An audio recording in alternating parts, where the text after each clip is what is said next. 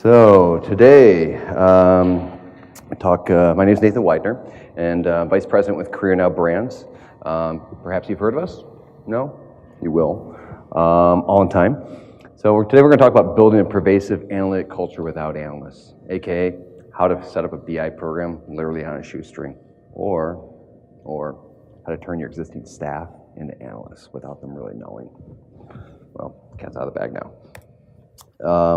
So actually, one thing that we're going to try to go through today before I jump in, really give you the vision, the strategy, as well as the tactical steps to actually lay down that pervasive analytic culture, okay? So we're not just talking about installing Tableau and saying, hey, look, I've got Tableau, I've got a BI program. No, we're really talking about setting up a program that's really woven into the fabric of your culture, of your company, and setting up in such a way that it's self-sufficient and people actually want to use Tableau as a regular part of their job. It becomes a scoreboard for the bigger part of the game that they're playing in, okay? That's what we're really trying to strive for here. So we'll go through the agenda real quick here. Small companies, we kind of make the business case of why small companies are more appropriate for BI, or not more appropriate, but are easier to implement BI. And I do take a small company approach with this, being that we are a very small company, but a lot of the approaches I'm going to be talking about here can be applied across a larger company. But definitely taking a smaller company approach with this presentation. And like many other presentations you guys have seen, we're going to try busting a few myths as well. These are things I hear from some colleagues, some of my peers, as far as how to implement BI. Then we'll roll up our sleeves a little bit. We'll talk about just the analytic culture, really the recipe or the ingredients that are needed to create that long-lasting, pervasive culture.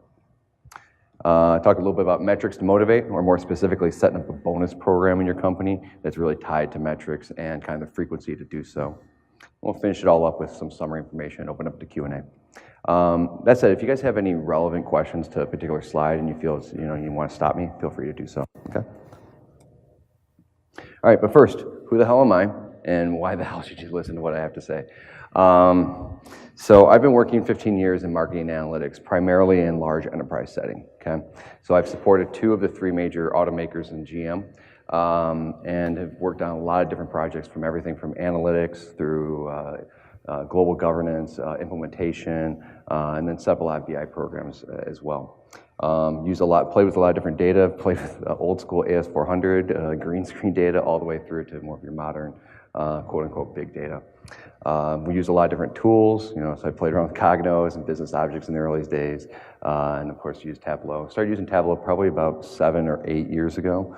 And then my background though is more around, having worked in a large company, I've seen what works and sadly what doesn't work. And I would argue that a lot of the material that's presented is really targeted towards a larger enterprise setting.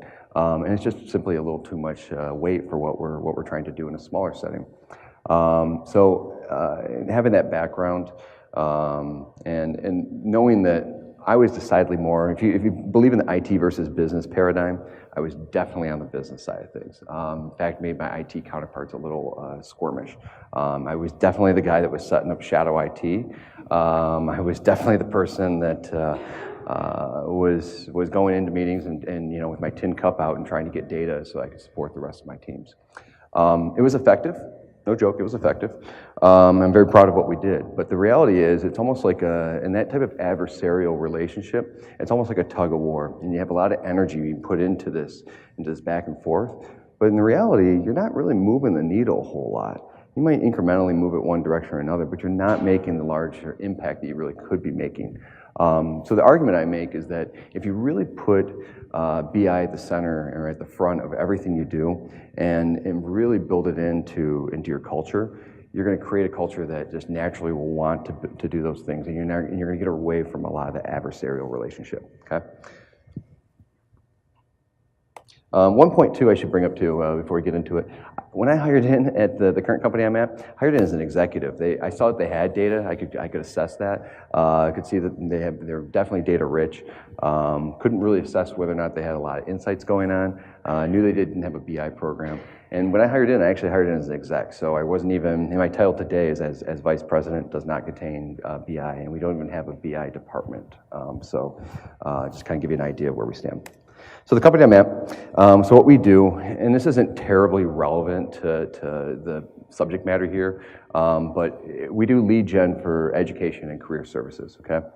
So it's primarily a digital marketing company. We're a full service marketing provider. One of the big advantages that we do have is that we generate just about all of our data in-house, which is huge. We do all of our creative, all of our website design, all of our engineering is all done in-house, and we have one of the best data modelers in the business. So we do have a big advantage in that regard. But I would quickly argue that, and I work with a lot of my peers or colleagues, past colleagues, that have similar situations, and they're able to get a lot of things, even though they're not able to do all their data in-house. So even if you're outsourcing some stuff, you can still make some ends. So in 2015, when I hired in, we really didn't have a BI presence at all, right? So as I was mentioning, we did have a lot of accounts. We had probably a couple hundred different clients. We had data all over the place in terms of internal data. So we had a lot of our own clickstream data, a lot of our conversion data, and our own MySQL databases, kind of a homegrown CRM. But we really, and we also had a lot of data that was from clients, and we would try to bring some of that data in and analyze that. But really, there wasn't much of a BI presence at that time. Mostly Excel and Google Sheets. I think there was maybe like 2 or 3 people that had an Excel license at the time, so really wasn't too pervasive. But what I'm pleased to tell you is that as of today, 3/4 of our company is either a direct user of Tableau or is directly impacted by Tableau-powered decision making. Everyone in our office speaks in analytics and KPIs, and they're all watching for certain things. They all have slightly different goals of what they're looking for, but they're all speaking in the same language. And that, I think, is pretty huge, and I think that shows that that this can work and it is pervasive. So, I totally get it. You go to the conference, you're checking out a lot of different things, and there's a lot of information around governance and tech stacks and new ways to do things, and all of it's really great. When I worked large enterprise, I would always try to bring all those ideas back and try to implement them as best I could. And some things are easier than others. But what I started to realize is that when I got to the smaller company and trying to implement a lot of the same strategy, I just was falling flat on my face. There really wasn't a lot of material out there that was good in terms of guiding, providing a BI roadmap that's really targeted towards a smaller company or a company that doesn't have an analytic or BI presence. So I'm pleased to say we were able to do it. We were able to make an impact on a shoestring budget, and it can be done. But you have to really think carefully about how you plant the seed and the approach that you take, because you are coming in kind of an outsider, and so you need to introduce these concepts in such a way that that you're not creating that adversarial relationship again. So let's just go a little bit deeper and just talk a little bit about some of the advantages in terms of small companies. And I like to use these as more of like a filter in terms of trying to determine, should I be paying attention to this right now, or is this something I can wait a little bit later as my BI program develops? First, you have a lot less liabilities inside of a smaller company. You don't make as much money, hopefully. Well, you'd like to make more, but you have reduced liabilities, and therefore you really should have less governance. It's not to say that you're not going to have governance, but it's going to be reduced, right? So you shouldn't have to put as much energy into it as you would in a larger setting. And we'll go into some specific details and just kind of some tips that I picked up along the way as well. And therefore, you can also focus more on profit and revenue activities, okay? This is going to be the lifeblood of making your BI program get off the ground. And we'll go more into that. But you can, not having, and focusing on I'll pick on HR for a second, unfortunately, or creative processes or something. Something that isn't necessarily tied directly to revenue and profit. Sure, it's tied there, but it's, you got to make a lot of jumps to get there. So if you can focus on projects that are very, very targeted, and you can show them the value of just even one particular client or one particular part of your business, you're going to make a huge, huge impact. And that's going to be key to selling in additional tools inside a small company. Hopefully, I can't say this is always true, hopefully you have less political headwinds. There's always going to be politics in any company, but in a smaller company you're going to be facing a lot less. So again, you don't have to deal with a lot of the subject matter that's out there is really targeted towards like collaboration and I think that's great, and you really do need some of that, but you shouldn't be running into as much friction inside of a smaller company. And why is that key? Well, you can influence the culture more, and that's really what we're trying to get at here. We're really trying to change the culture.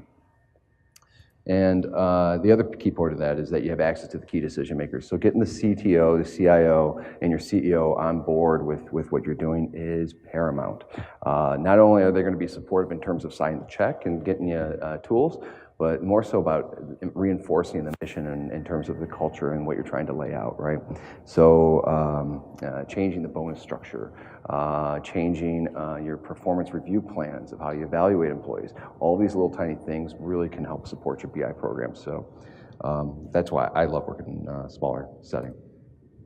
All right, so let's bust a few myths. You know, Adam's gonna be here later on today. I'm really excited about that. I'm sure many of you are too. So I have a few myths for myself that I thought we put up here. And these are things I've heard from colleagues. I've heard these from bosses in the past, so a lot of different places. The first one, we need to purchase a technology stack to make an impact with BI.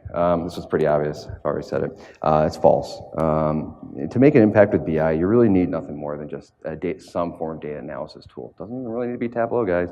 Some data and some elbow grease. I will point out, we take a heavy emphasis towards cloud-based everything. So our databases have been moved over into Amazon.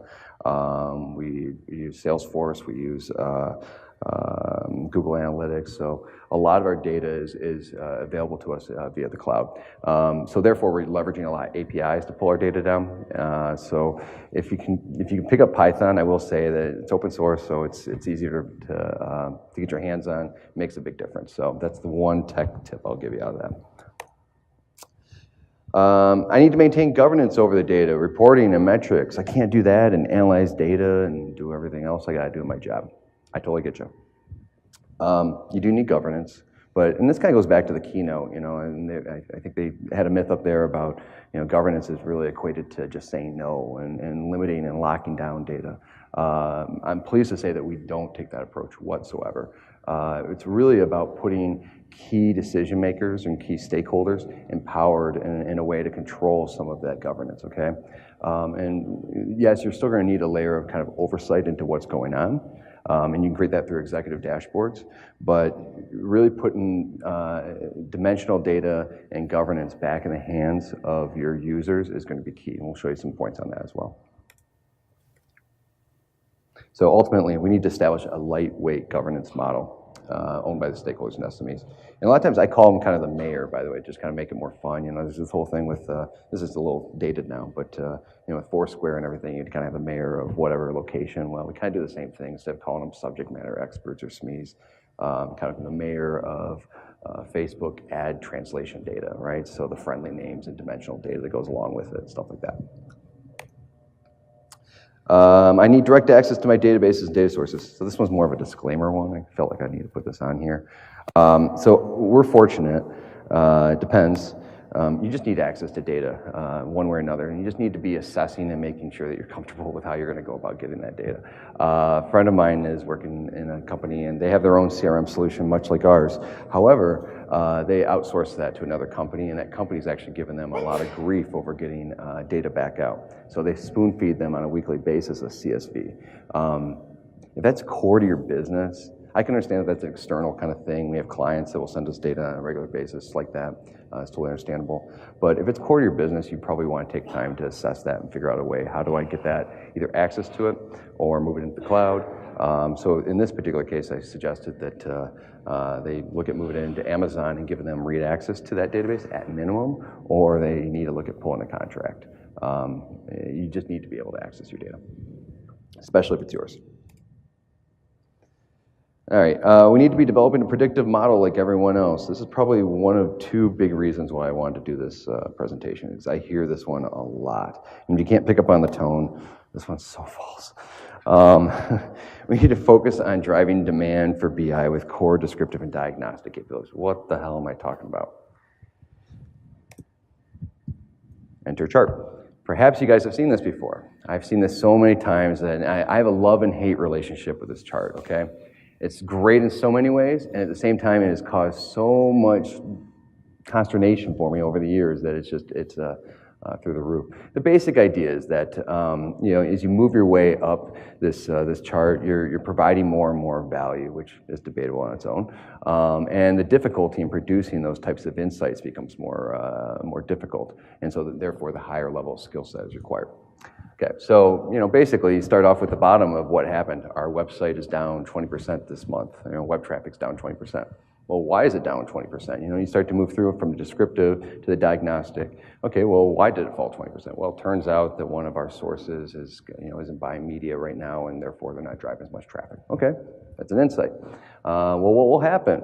Will that happen again? And how do we predict that? And we need to know when this is going to happen. So, and then ultimately, maybe that's a positive thing. Maybe traffic's up 20%. How do we make it happen again? Thus, the prescriptive piece of it.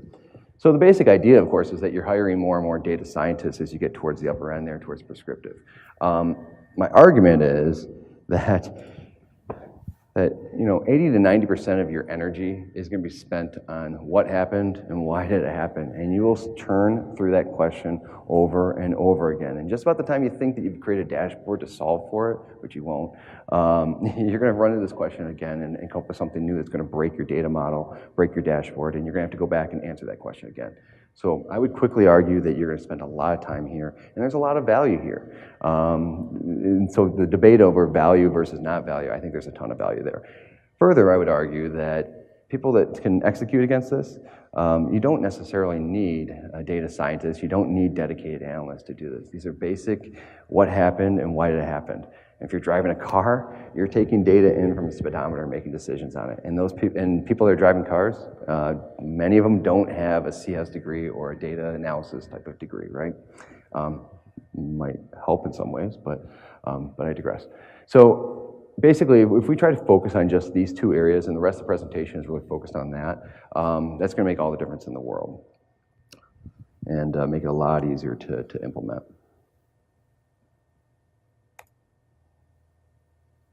So kind of building on that, the second reason I like doing this one is we need analysts to provide insights.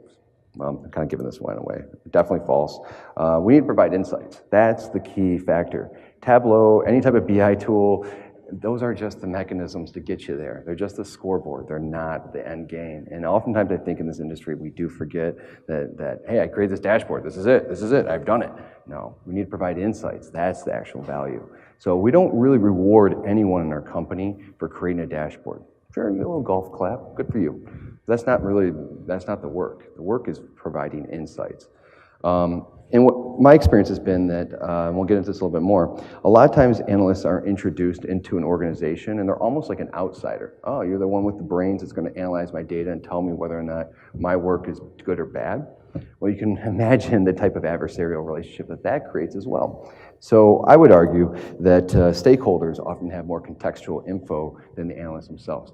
I run into this personally on a regular basis. I'll go in front of a client and I'll have the account manager with me, and I think I have a pretty good grasp on what's going on with this client and what I'm going to say to them.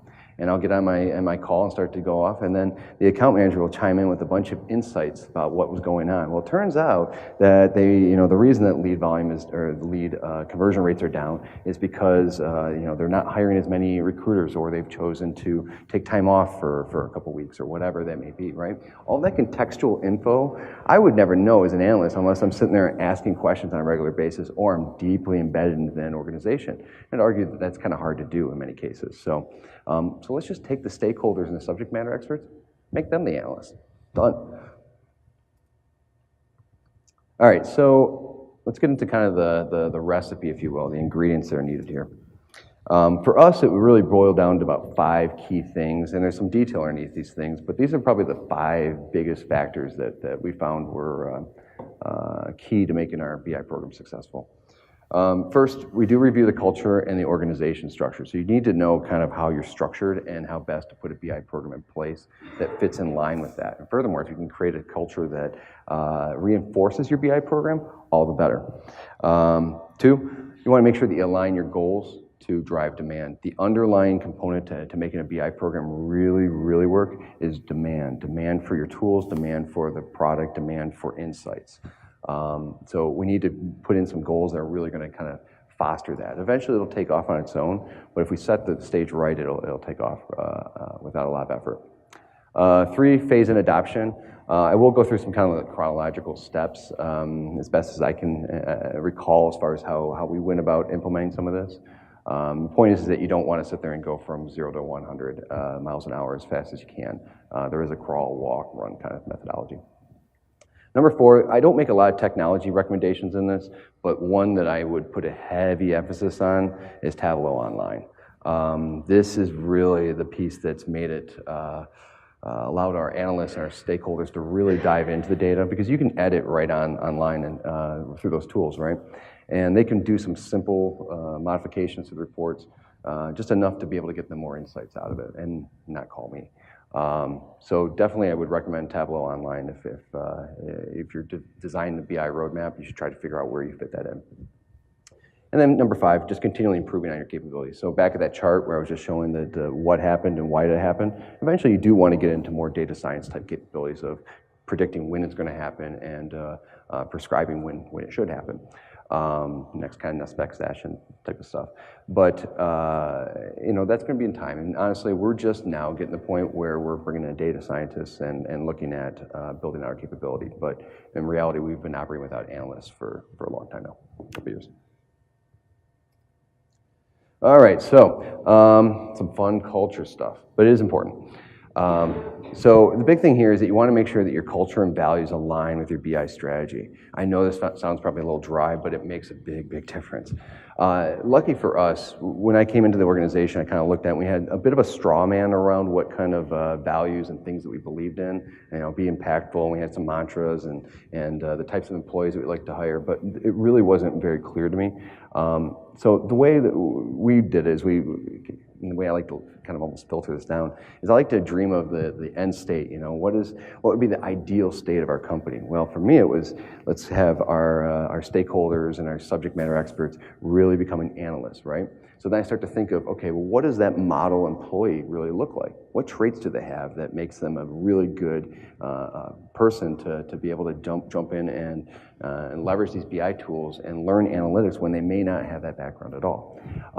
So that's really what these culture values are really about. So being fearless, we want to encourage people to be able to go into the Tableau Online and don't be afraid to mess with it and edit it and download it and try it out and see what you can find. Be resourceful.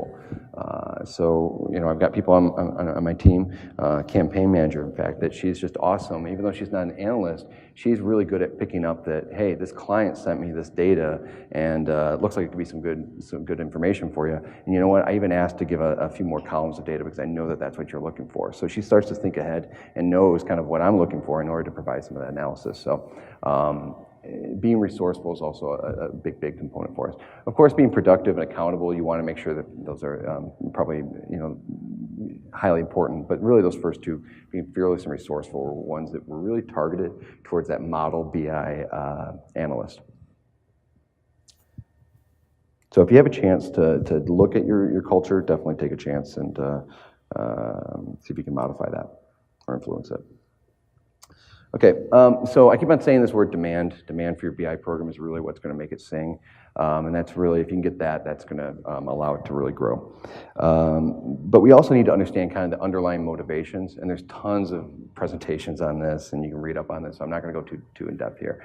But basic premise here is that you have different motivations at the C level than you do at your team member level, right?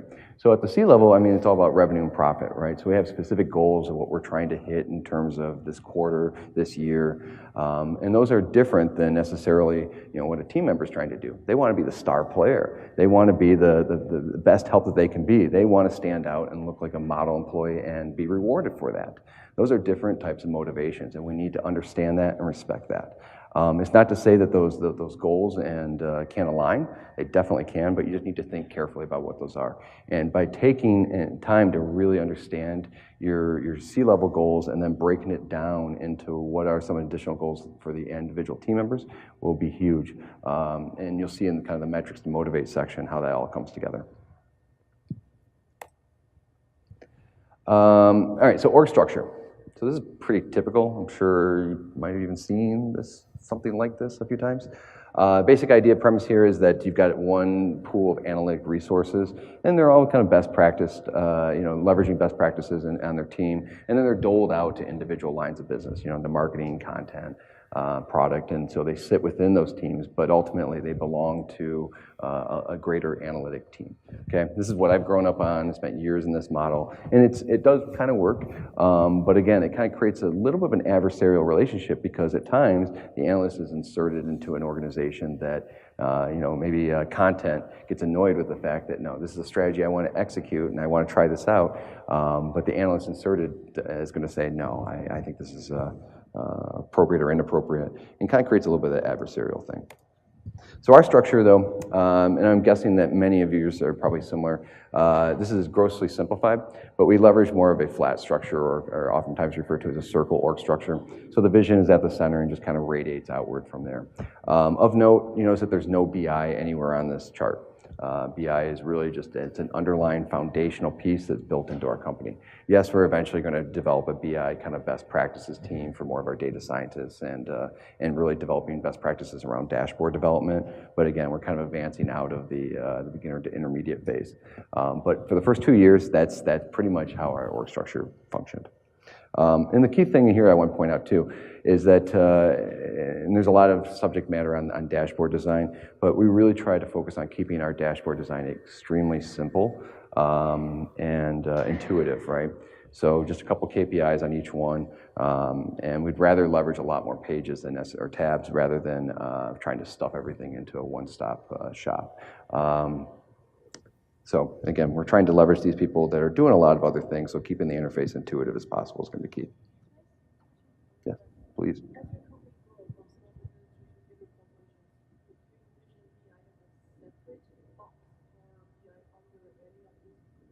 Yeah, so fortunate enough to kind of go through a couple different restructurings, or unfortunate, depending on how you look at it.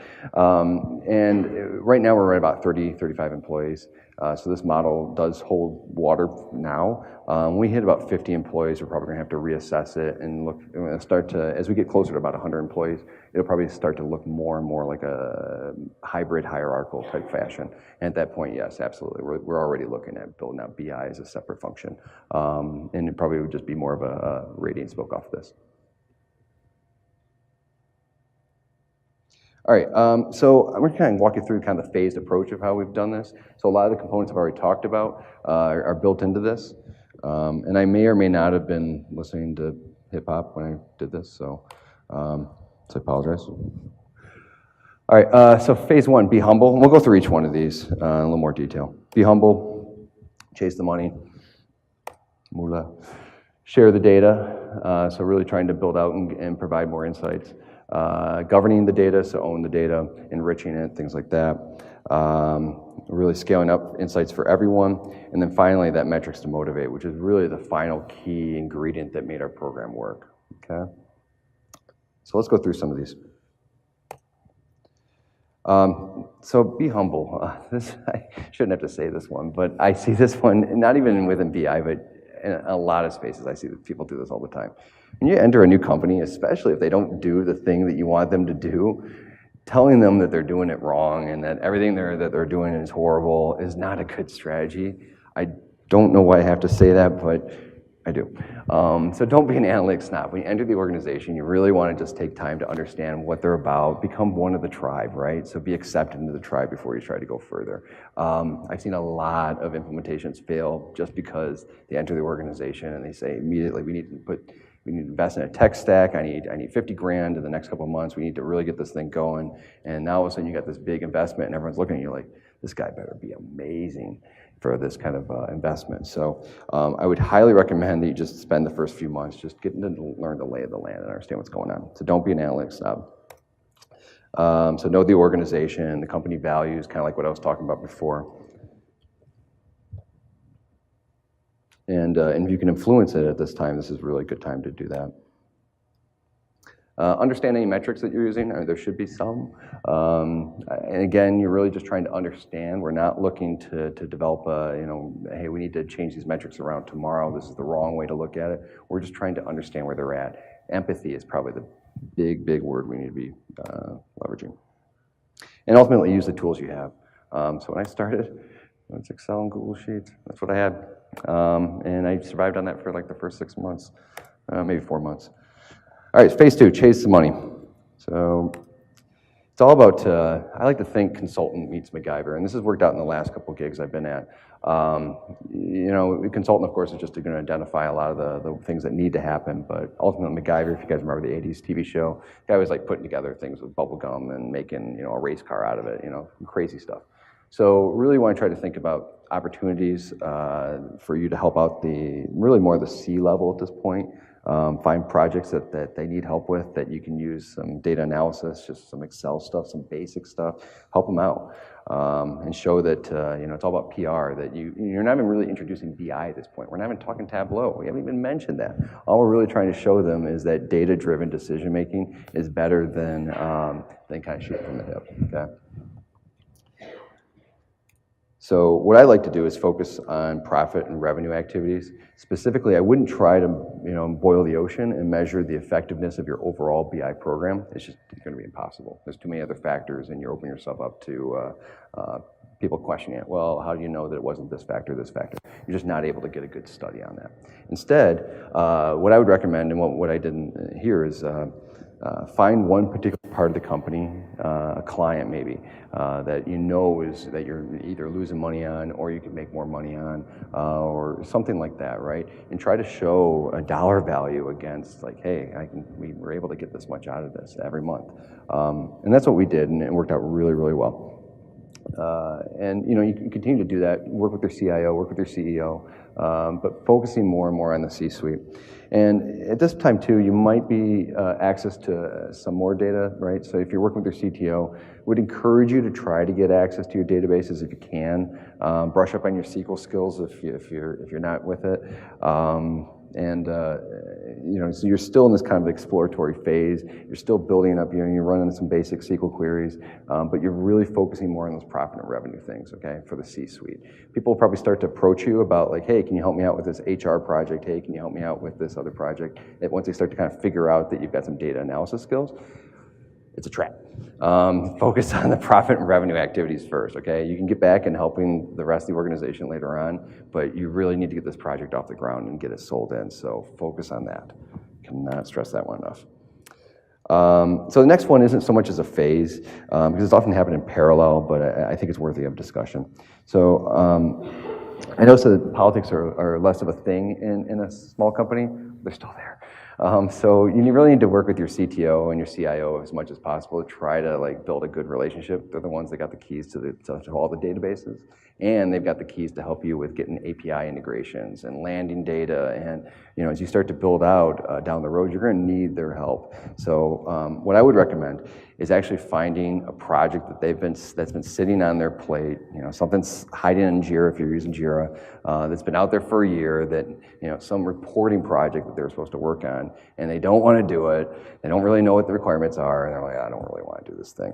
And find that and see if you can help them out with doing some of the analysis on it, or if it's something that you can actually bring in and just say, you know what, let me take this off your plate. I'm going to help you out. So you're going to kind of try to win them over as well. This is about the first time that I would actually start to look at bringing a Tableau license. For us, we didn't introduce it till probably early 2016, so it really has only been about a year and a half that we've been using it in this company. And at that time too, you want to really be focusing on just the desktop license. I didn't even mention Tableau Online at this point. It was in the back of my head. I knew where we were going to go, but I was not trying to sell that. It was just sell the one single license, and that was enough of a pill for them. You know, it's a small company, so that in itself was enough of a sell that I just focused on that. But hopefully you've got enough of a business case with all these profit and revenue activities. You should have no problem selling in a license at this point. Own the data, or really govern it, enrich it, making it better, and really starting to master it. So at this point, what's been kind of happening is you've been working more with the C-suite. You've got your first Tableau license. You're really trying to get everything, you know, providing a lot of value, a lot of the low-hanging fruit, if you will, on the tree. But most likely you have been working with your peers and the rest of your staff, and they're starting to understand and kind of building an appetite to what is this Tableau thing because I'm putting on the screen, right? So you don't have Tableau online yet, so all you're really doing is you're the person that's got this one license and you're bringing it into these meetings, and you're going to drive a lot of demand just based on just the cool factor of it. So leverage that a bit, and you're going to go on kind of a PR campaign with them as well, right? But again, you're not going to take the bait and say, oh, well, let me help you out with your analysis project. Oh, let me help you out with your analysis project. You're still going to probably try to focus more and more on those profit and revenue activities first. If you have the bandwidth to help, sure. Just be careful that you don't get caught into a trap of like having to support a process that may be bubblegum and taped and is eating up a lot of your time that's keeping you away from those profit and revenue analysis. All right, so as you start to build out though and you work with the rest of your staff, you really want to get them to be involved with data governance, involved with data enrichment, so like dimensional data and things like that. So for instance, we use DoubleClick and Facebook for a lot of our ad generation. And what we like to do is leverage our staff, the ones that are using and analyzing that data and making decisions on it, the actual subject matter experts, to be the quote-unquote mayors of that dimensional data, okay? So they see it inside the tool down the road, okay? They're gonna see it inside Tableau Online, but to get them going on this, I literally have them put it all, people are their hair and their necks are gonna stand up a little bit, we actually put it into Google Sheets. Sounds a little crazy, but there's a built-in connector for Google Sheet into Tableau, so you can do your blend right there, and you can set up on a live connection. And you're setting the stage that if you go to Tableau Online and all your databases are already online, now you're going to be able to set this thing up for an auto-synchronization, and you don't have to mess around with it at all, okay? So as they make changes into Google Sheet on some type of, hey, this is a friendly name for this campaign, it belongs to this category or whatever, they're going to be able to see those updates in near real time inside their Tableau dashboard. I don't have to mess with it. So again, trying to think ahead of where you're going to go with this thing is going to be advantageous to you. Tool-wise, at this point, I am trying to push in Tableau Online at this point. You got to find the right time to sell it in based on, and I don't have a perfect equation for that, but it's about the time when your staff is really getting to the point where they're like, I need to be able to make some decisions on these things. Then you're going to open it up to Tableau Online. For us, we started with about 3 licenses, I think. And even that took a little while to get it going. I think we're now up to like 12 or 13 or something like that. But it took a little bit of time just to kind of get just a few users using it and just kind of think about just rolling it out nice and slow. But the big thing is leveraging those users to supply data into your Google kind of dimensional data workbook. All right, insights for everyone. So it's really time to kind of scale things out in this part of the phase, right? So hopefully by now you've got Tableau Online, you've got your Tableau desktop, and you're working through all that. And same drill as before, you're still prioritizing profit and revenue activities, but you might be starting to pick up a few additional things along the way. So you're starting to think about now, how can I help your staff a bit more, right? So how do I help my staff layer into some of the goals that we set earlier with our C-level? So what are some of the metrics that we can put in place? What are some of the tools we can put in place? But it's really now starting to open it up and think, all right, now I can start to help the masses. Big thing too, let people explore data themselves. So I'm really reliant on kind of this, we're a smaller company, we don't have as much governance, there's not as many eyes watching every little tiny move we make. Not that we're doing anything bad, but just that the fact that there isn't a ton of separate stakeholders pushing and pulling in different directions, right? So because we don't have as much of that, we're a little more comfortable with letting people explore data themselves and making some failures with it. And just as long as they run it by one of us that we can check it out, make sure that you did this right, you did it wrong, we're pretty comfortable with that. If you're not failing, you're not trying. It's kind of our motto. So we use the Tableau Online. We use data sources, kind of like a syndicated data source model is what I like to leverage. So we have about 3 or 4 main data sources that answer probably 70 to 80% of our questions. And those main data sources you can plug into and just update off of those. So I would highly recommend using syndicated data sources if you can. And again, same kind of tool set as before. All right, so we're coming around the bend. So the final piece of this to really make this thing come together is we were talking about goals before, but we really need to come up with metrics to motivate, or in other words, a bonus structure that really puts this thing in action and really gives your whole program some teeth. So let's jump into that. So my big peeve with large enterprise bonus structures was that even if I was doing really well as an individual or my team was doing really well, if the company lost money or the company didn't hit their goals, we all lost. There's still no bonus, which to me made really no sense. It's like saying that if you're on a star player on a basketball team, the only time you're going to get paid is if you win the national championship. It's just complete bullshit. People would basketball would look nothing like it does if that was the case. So you do have to reward your star players and give them motivation to continue on. So I believe very much so that you should set your bonus structure at a point almost at your team. It should be influenced by what's going on inside the company, absolutely. If it's a rainy day, absolutely, I get it. You're gonna have to pull back on that. But if there's anything you can do to still reward your star players and make sure that they're being recognized, would certainly recommend that. So the big thing that we look for when we're designing our bonus structure is, one, we're gonna tie it to metrics, okay? And it's a combination of not only performance metrics, but it's also adherence to our company cultural values. So those 4 values I put up before, we balance all of those factors when we do our performance reviews and give raises and things of that nature. But when it comes specifically to bonus metrics and what we're going to do there from the performance side, we want to make sure that our team members can actually influence these things, number one. Which profit revenue is always a tough one for me specifically, because if I'm a team member and I'm trying to figure out how do I optimize spend on a particular channel or something, that's going to be tough to actually really influence and understand that change that I make here is going to influence profit and revenue.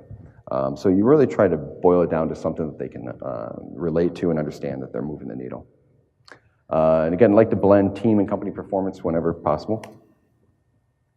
And we use a lot of weighted metrics. For instance, we might have something that's a revenue coupled with efficiency or quality if we can get it. But sometimes, and we like to publish it everywhere we can, right? So one of the things we try to do, even though different teams might have a different structure per se, or the payout of their bonus might be slightly different, we try to create a tiered type of system. So we say, hey, everyone, we're at tier 1 or at tier 2, or kind of like you can use red, green, red if you want, but red implies bad or something. But tier 1 is our lowest level of bonus, tier 2 be the next one up, tier 3. So if you set that kind of structure, even though you might have different players that are getting a different payout based on that, they can still talk to one another and say, hey guys, we're doing awesome. We're at level 2, we're at tier 2 right now. This is amazing. Oh, right, So you can really drive a lot of the discussion and get people talking about analytics and talking about where they stand in the company and how we're doing as a team overall, without actually having to disclose, specifics around, well, you're making this and you're making that, okay? And we like to publish that anywhere we possibly can and let people know where we're at. So it's a really well known. We have a couple screens in the office that have that as well, so you know exactly where we stand. And in some cases, we have some indicators that are more real time, and then we have some indicators, some metrics that are a little more lagging, like quality is one that typically takes a little longer to get that data back. So if you have to, don't shy away from saying, well, I can't get quality data right in here and now, so therefore I can't look at it, and I can't make that part of the metric. No, what you can use is a couple of different theories you could use here is either use some proxy values, so use historical data and just backfill it in. For instance, if I'm waiting on quality data to come back and it's a number of rejects and the number of leads we send, for instance. When they send that reject back, it might take them 30 days for them to send that information back. And the rest of the metrics I already know are almost real time.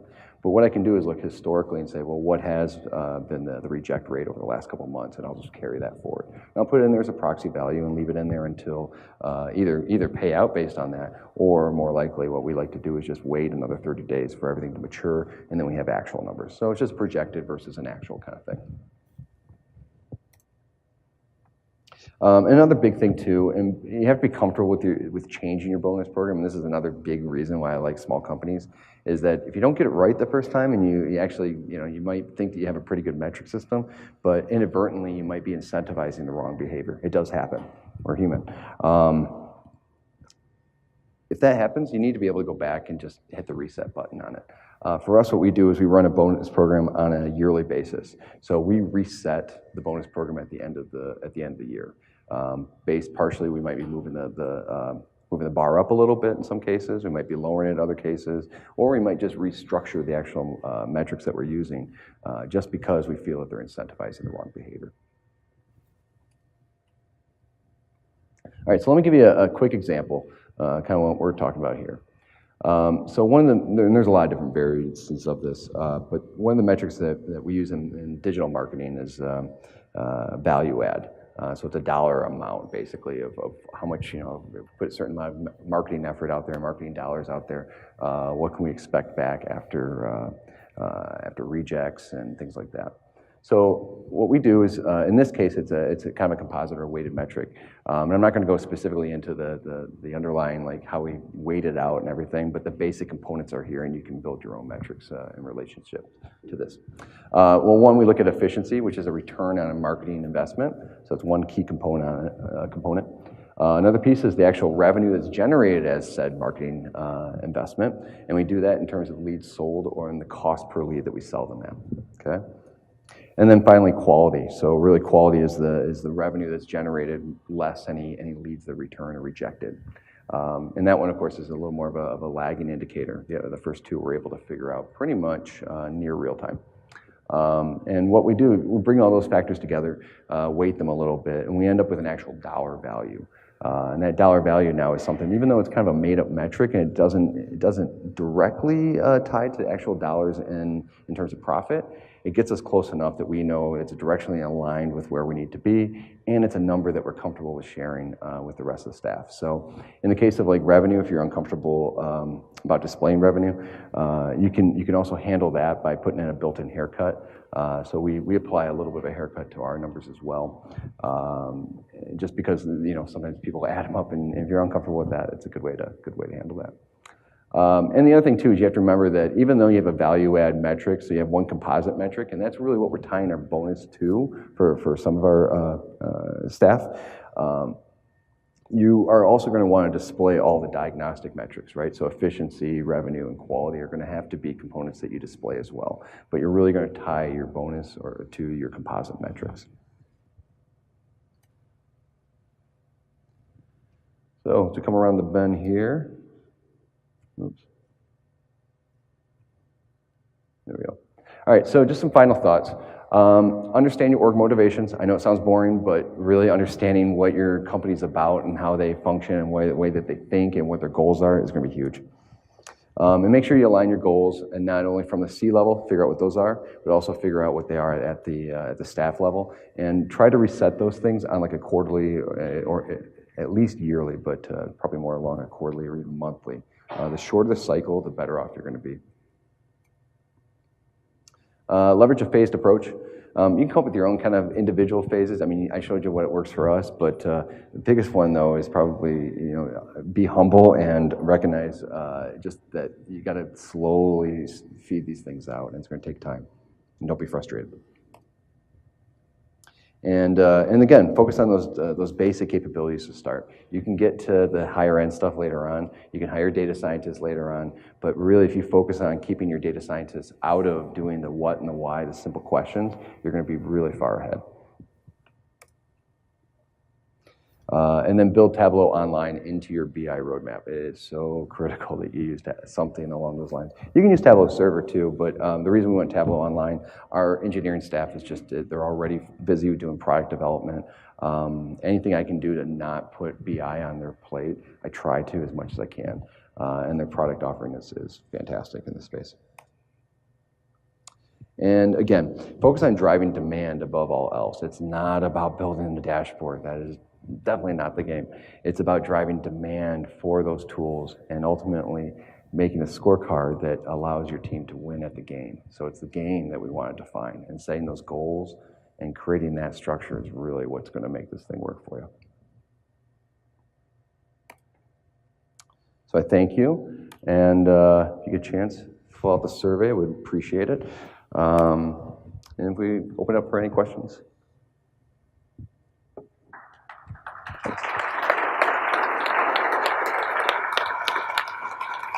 You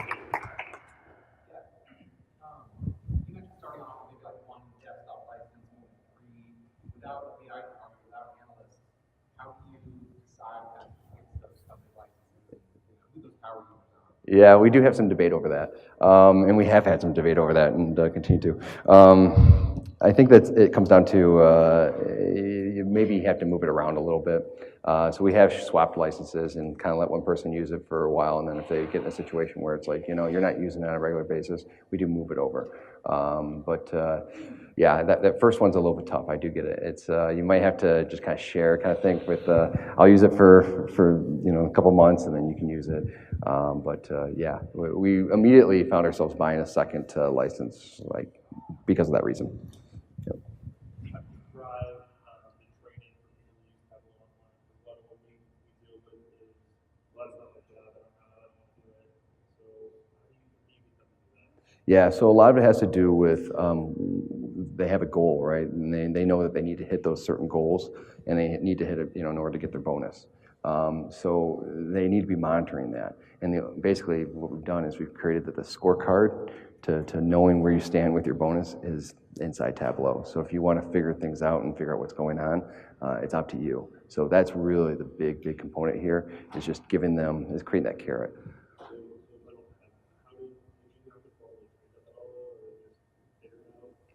So we do have the advantage that we have younger staff, so they're just inherently ready to just kind of jump in there and a little more fearless, I guess I'd say, to characterize. But there is a lot of that I definitely see, and it's if you enter it without even giving them a second thought that this is something that's usually reserved for an analytical skill set, and you need to be trained for this, we just threw all that out. I never even told them, and yeah, we just don't have. They just don't even. They don't know. Yep. And 5 7. Yes.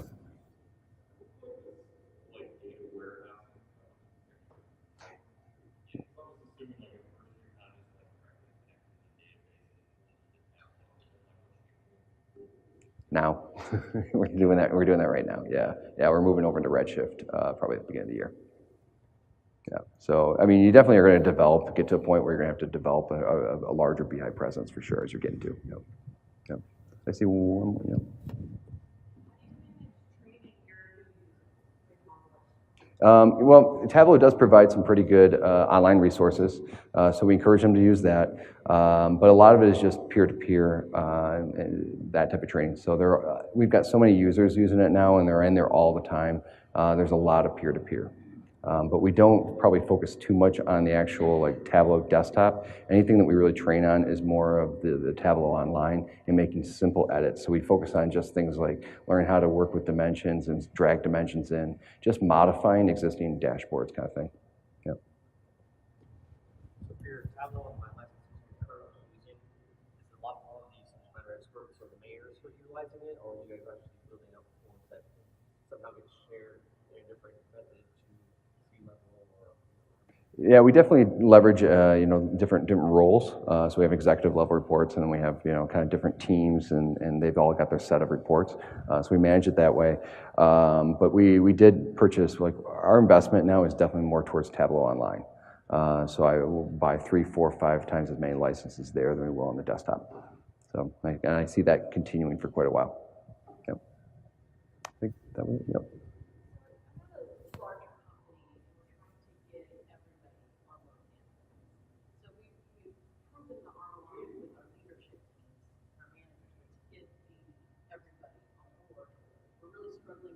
Show them the return of their time. Mm-hmm. So are you really relying on peers to kind of show us, and we can't really explain the big level projects we're working on? Yeah, it is tough to try to measure the overall effectiveness of your BI program, especially when there's just a lot of confounding factors in there.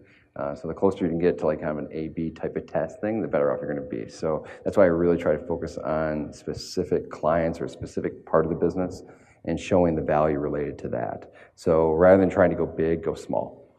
Probably my first recommendation. The other piece of it too is just you got to give people an incentive to use the tool rather than being something that's incrementally something that they have to do. Oh gosh, now I have to just add this to my role. It needs to be just something that is, I need this tool to get this done kind of thing.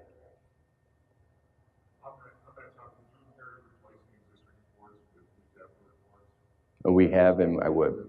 Yeah, absolutely. We try to go after just about everything we can in time. But our first focus is always, even still, is still on profit and revenue, gets the first priority, and then we move down from there. Anything else? Well, thank you guys. I appreciate your time today.